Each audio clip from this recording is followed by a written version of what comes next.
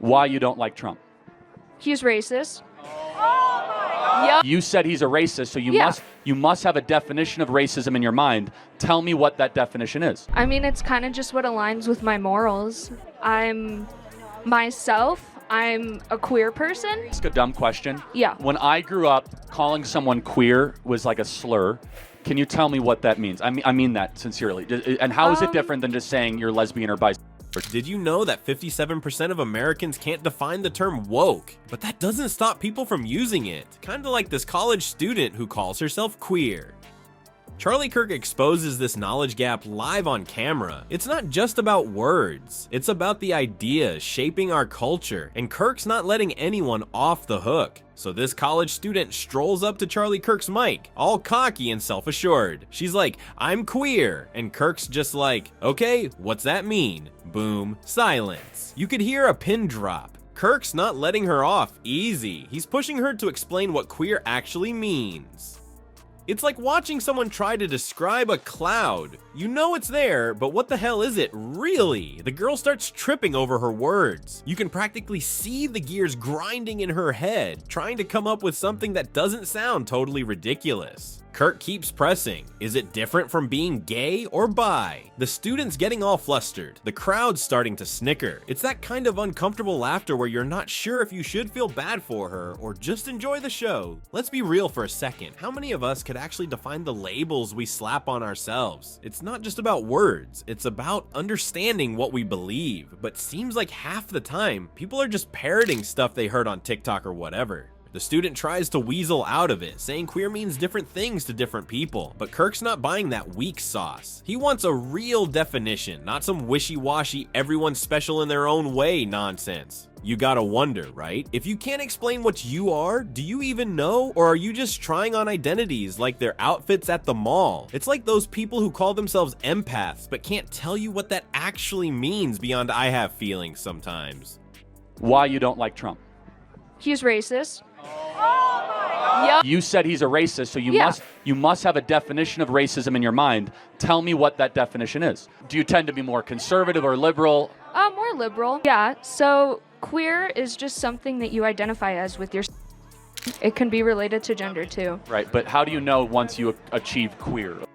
Kirk's not letting up. He's like a dog with a bone, and this poor student's the bone. She's looking around, probably hoping for someone to jump in and save her, but nope, she's on her own in this verbal boxing match. Turns out the student couldn't define queer under pressure. Makes you wonder how many other terms we throw around without really knowing what they mean. It's like we're all playing some giant game of buzzword bingo and nobody knows the rules. But hold up, Kirk's not done. He's about to switch gears and hit her with something even bigger.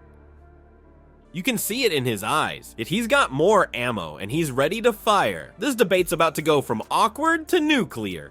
It's wild, isn't it? We're living in a world where everyone's got a label, but nobody can explain what those labels mean. It's like we're all walking dictionaries with blank pages. Maybe next time someone asks you what you are, make sure you know what you're talking about. Otherwise, you might end up stuttering on stage like this poor kid. You know how some people are all talk and no action? Well, this student's all labels and no definitions. But hold up, because Kirk's not done grilling her yet. He's about to hit her with the T word. That's right, we're talking Trump, and let me tell you, what happens next is gonna make your head spin. So Kirk's like, okay, let's talk real issues. What don't you like about Trump? And this student, she's quick on the draw. He's racist, she blurts out. But when Kirk asks for examples, suddenly it's crickets. You can feel the tension in the air. Kirk's pushing her to back up her claim, and she's scrambling, looking to the audience like they might throw her a lifeline. It's getting uncomfortable, like watching someone try to solve a Rubik's Cube blindfolded. Kirk's not letting up. He's asking for specific racist things Trump's done, and this student's drawing a bigger blank than a fresh whiteboard. Makes you wonder where we get our opinions from, doesn't it? Are we just parroting what we hear on social media, or do we actually know what we're talking about?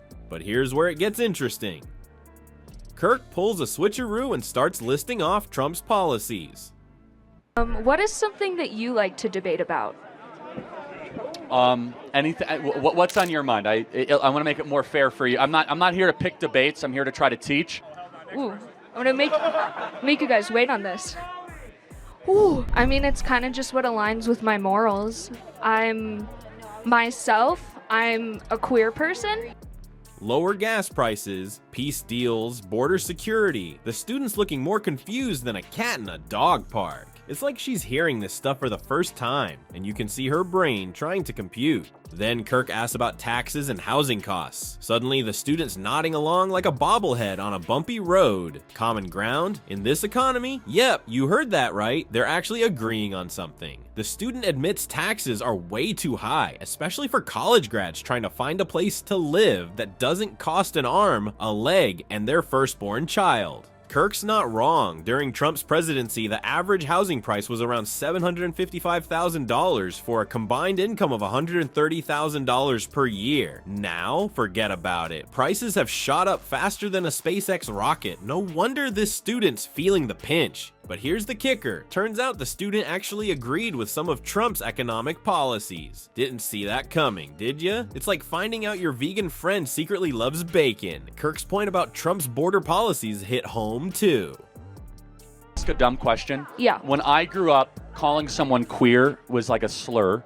Can you tell me what that means? I mean that sincerely. And how is it different than just saying you're lesbian or bisexual?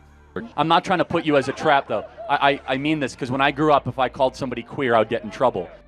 Lowest border crossings in American history. That's not nothing.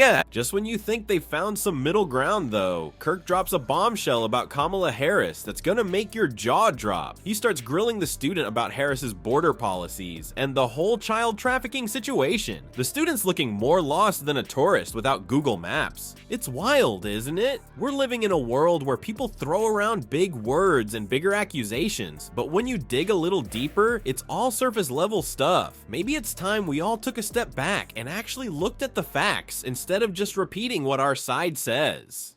The whole point of it is that it has a different definition for everyone. No, I know, but what is the difference then of gay and queer? It's literally just an identity. They're Yes, laughing because I'm trying to glean like what it means. Yeah. Because when someone says queer, that doesn't tell me anything.